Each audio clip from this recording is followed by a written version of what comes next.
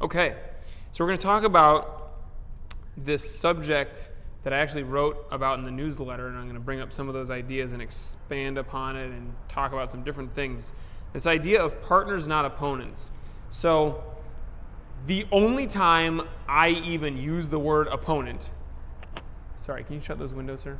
The only time I use the word opponent is when I'm talking about why you can't use the word opponent.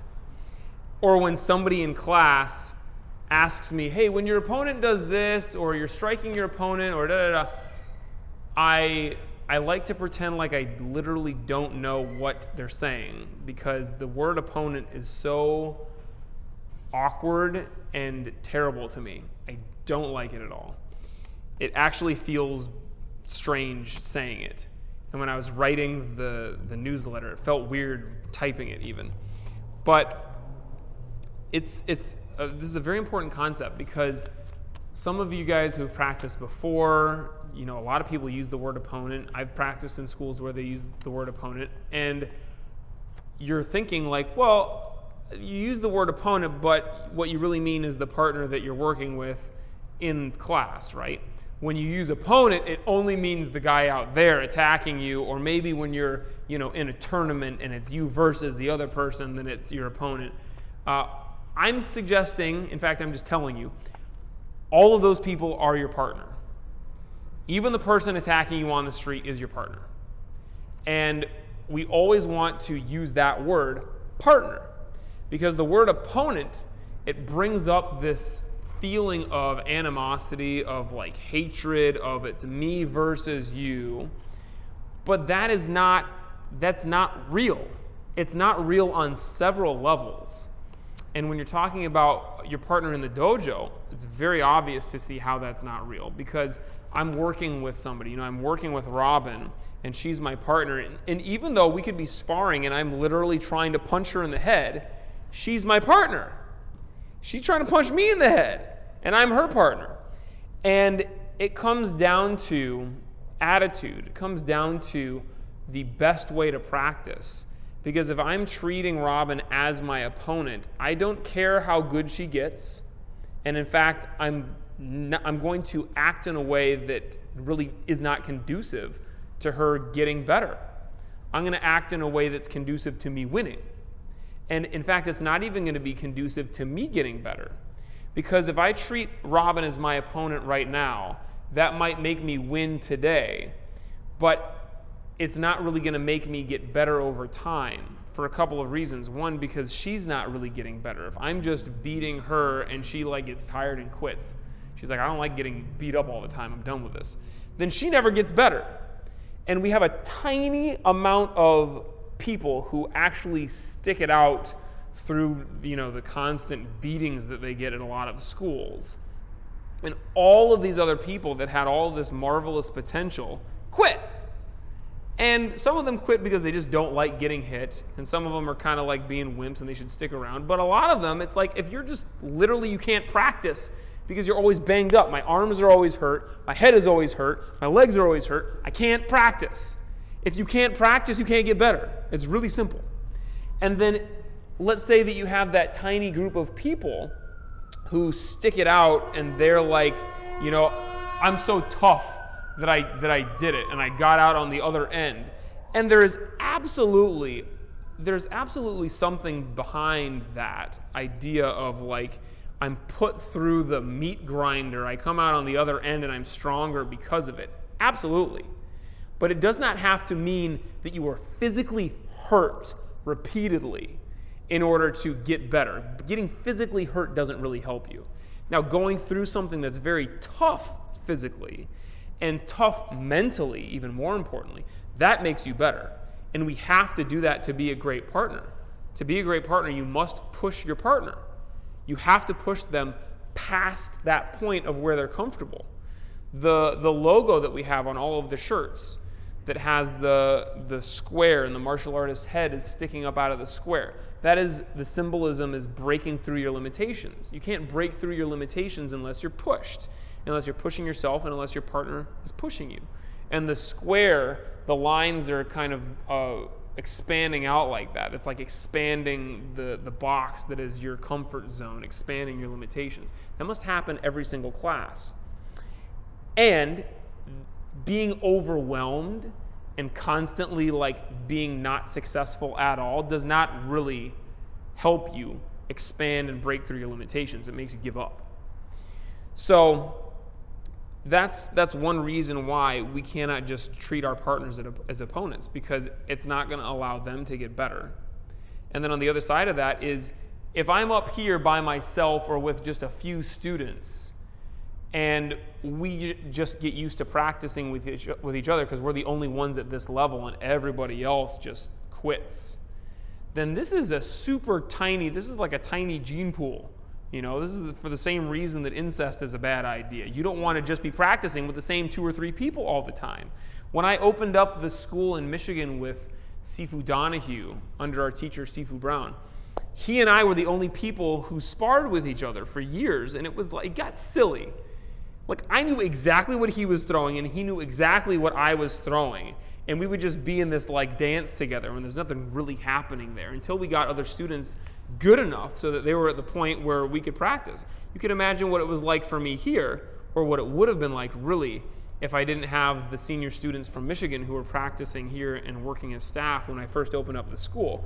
But you need lots of people to practice with who are as good as you, better than you, or coming up in that way, because that is really the most healthy environment for a school, where everybody is kind of bringing each other up. They say a rising tide raises all ships. That's what we want to create in here, and that's what we have created in here.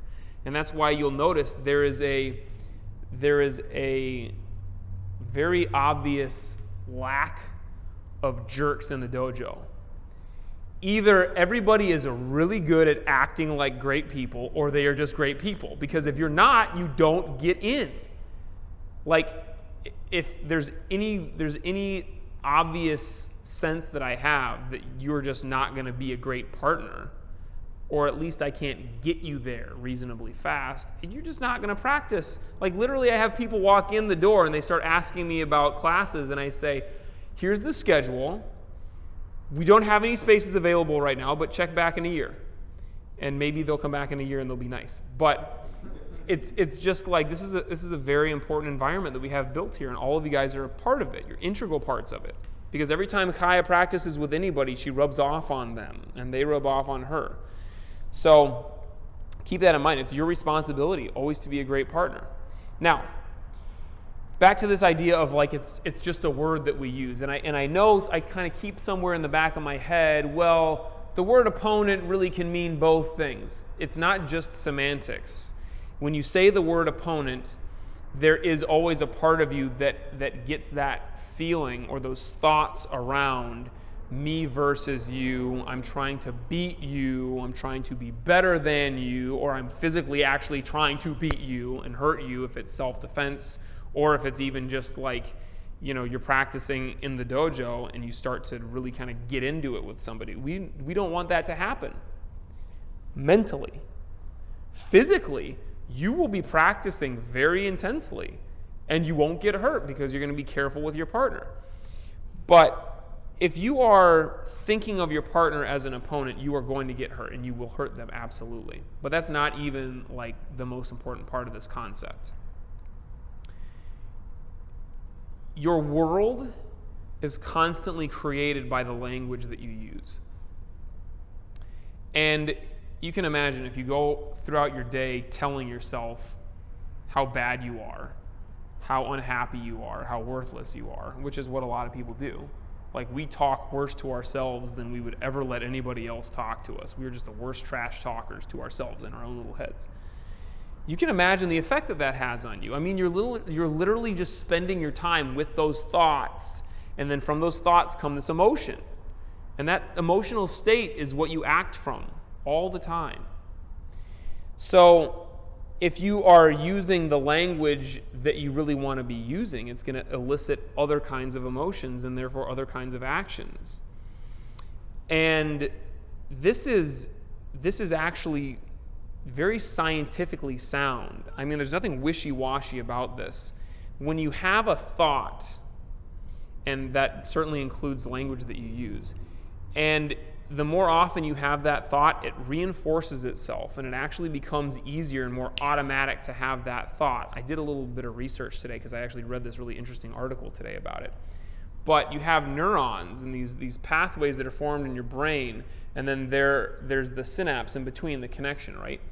Well, when you have a certain thought more often, these neurons actually physically grow closer to each other. And the connection becomes stronger and faster, and it actually becomes easier to have that thought, and this pathway, this neural pathway is strengthened and reinforced. And I talk about this pretty often in class when we talk about, the physical technique that we're reinforcing. We talk about the reinforcement of constantly going back to the breath when you're meditating and when you're practicing physically. And it certainly comes into play as well within your own mind, just the actual thoughts that you have. The thoughts that we have and the reinforcements that we make, they are physically changing our brain every day. And it goes the other way as well.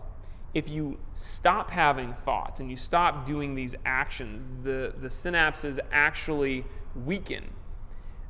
So if you're having certain thoughts and doing certain things and certain emotions that you don't want to have, this seems like kind of duh, but like stop having them. And then the better you are at catching it right away and like taking it back, the more that is, the less often that's going to happen for you. And so you've got certain connections in your brain that you're strengthening and reinforcing, and it becomes easier and faster. And you have certain connections that you're de-enforcing, and it becomes less often. So this is something to keep in mind, like what you're saying, what you're thinking, what you're doing, the emotions that you're having today are going to affect what you have tomorrow. Now, that doesn't mean that what we have today is just like, well, this is the way that I am, and I just screwed up in the past. I got all these neural pathways formed, and I'm just done. I guess I'm just going to be depressed or pissed off or whatever for the rest of my life. No, you start right now, and then you can manufacture that. I mean, the way that you want to be. And this is about, like Sifu Brown says, being a master of your actions rather than a prisoner of your reactions. Well, the reactions are just like, if you're in this environment or you have this thing that happens to you and whatever you naturally do, your instinct or your habits, we don't want that to rule us. What we want to do is create it for ourselves, and it will take work because you got to undo all the stuff that you've been doing. But on a very real level, on a physical level, that's what's happening. So when you use the word opponent, that's strengthening that kind of attitude and that kind of viewpoint. When you use the word partner, it's strengthening that. And I want you to just imagine for a second the kind of person that you would be in the dojo, but really you guys are all kind of at least putting this like your best foot forward when you're in the dojo, but I mean everywhere in life. Imagine what life would be like, and imagine what you would be like and who you would be for other people in your life if you really were just the best partner and you were not even sure, it was just the only reality that you had was that everybody was your partner. And some of you are thinking like, well, if I get attacked, I don't want to treat them as a partner because I don't want to let them beat me up. Being a great partner does not mean you let your partner beat you up. That's just like in class. Being a great partner isn't sparring and just standing there and letting them hit you. Being a great partner oftentimes means I hit my partner. So I wake them up and get them to move, right? And out on the street, you can be a great partner. You can be a wonderful partner. When somebody attacks you with a knife, you break their arm, send them to the hospital, and then they clean their act up in jail, and they come back up, and they're like, yeah, I really am glad that I didn't stab and kill that guy who pivoted out of the way and did that sweet martial arts move on me, because I got to get my stuff together. You never know what kind of impact you're going to have on somebody when you impact them physically. There's a great story. I love this story. There's a bus full of people, and there's this young martial artist sitting on the bus, and the bus stops, and on walks this big guy, and he's just loud, he's drunk, he's pissed off, and he's just like pushing people around, and he's trying to start a fight. And he's making his way down the aisleway of the bus, and he's just like, everyone's just kind of like turning away and hoping that he doesn't bother them, and he's just like messing with people and pushing them. He wants to start a fight. And he's getting closer and closer to this young martial artist, and this guy's thinking like, yeah, this is my chance. This is my shot. This is what I've been training all these years for. I'm finally going to get up and be a hero in front of all these people, and I'm just going to destroy this guy, this drunk guy on this bus. And he's like one row of seats away, and this guy's about to jump up and just go like, huh! And then out of the corner of his eye, he sees this little old man stand up. And he says, friend, what have you been drinking? Sake? And the guy says, yes. He says, I love sake. Come sit with me. And the guy's just taken totally aback, and he just like walks over and he sits next to the old man, and he's talking to him. And the old man is just being like so friendly, and like, how can you be mad in this situation? And he finds out that this guy, his wife had just died, and he's just so distraught that he doesn't know what to do with himself, and all he can do is just like drink himself to oblivion and get pissed off at the world. And he settles him down, and then when this young martial artist goes to get off the bus, he looks back and he sees the old man has just got his arm around this guy, and he's just like crying in his arms. And that is who we want to be for people in the world, for people in our lives, and for anybody that would come across. Because if you are really a partner, you get into that other person's world, and you understand what they're going through in that moment. And with a partner mentality, with that as like your starting off point, you can do that. With an opponent mentality, that is impossible. It is 100% impossible. Could never happen. So be really aware of the words that you use. Be aware of the thoughts that those create. Think about affirmations also. They work on the same principle. So you guys who came on Kung Fu retreat, we had our affirmation going up the hill, and we were saying, we were basically in that moment, in that hike, creating ourselves as being happier, stronger, wiser. What was the rest of it? Wiser, healthy, strong. Happy. Look, I mean, literally, mindful. Literally just repeating a word over and over in your mind will start to have that effect.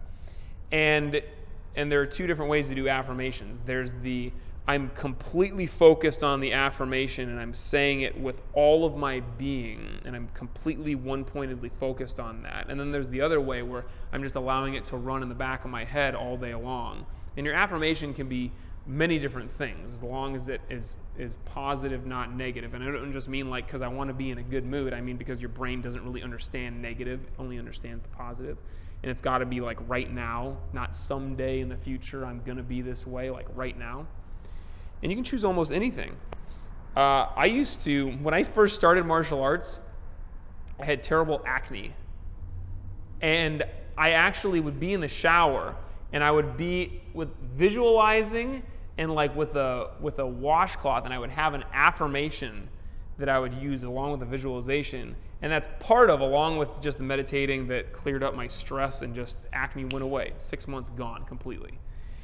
And I'm not saying that you're necessarily going to be performing medical miracles on yourself with affirmations, but you will have a different quality of life, a different quality of thought and emotion when you're really aware of these words that you use and this kind of attitude that you have towards yourself and towards other people. So as we meditate tonight, I don't want you to sit there and think, I have no acne. I want you to sit and just breathe. And the idea is, as soon as the thought comes up, you recognize it. And in meditation, we let it go, and we come back to the breath.